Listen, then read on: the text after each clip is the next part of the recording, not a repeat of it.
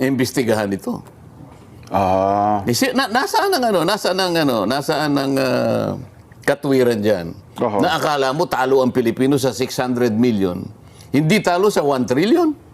Talon-talo ho doon. Kasi sa 600 talo, hindi sa 1 trillion, talon-talo. Ang sinabi ko naman sa kanila, pag binasa po ninyo ang desisyon ng Korte Suprema, hindi po nila kayo sinasansala na mag-file ng isang matinong impeachment complaint. Tama. Yung isang impeachment complaint na dumaan sa pamamaraan ng inyong sariling tuntunin.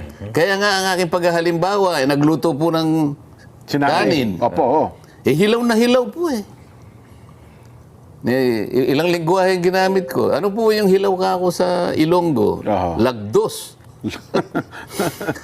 Sa Kapampangan. Sa Kapampangan, Magadto. Sa Ilocano. Marakusol. Yan. Sa Waray.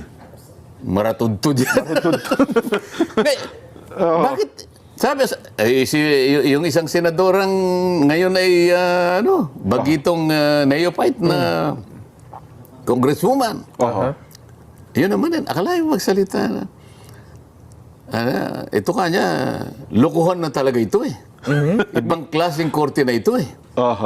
Mas mabuti pa kanya na ipinail itong impeachment complaint kanya sa palengke. Dahil sa palengke, merong mga tinderong matitino. O sabi ko, sige nga, magtinda ka nga ng hilaw na kanin ka ako sa Nueva Ecija, kung may bibili. Magtinda ka nga ng magadto na kanin sa Tarlac, kung may bibili. Malabo yun. Magtinda ka ng lagdos na kanin sa Capiz o sa Aklan, kung may bibili. Ano sinasabi ng Korte Suprema? Magluto kayo ng tamang pagkakaluto. Huwag niyong ipilit na hilaw, pipilit niyong ipakain dito sa Senado, kahit naman sino eh. Hindi mo ko mapipilit na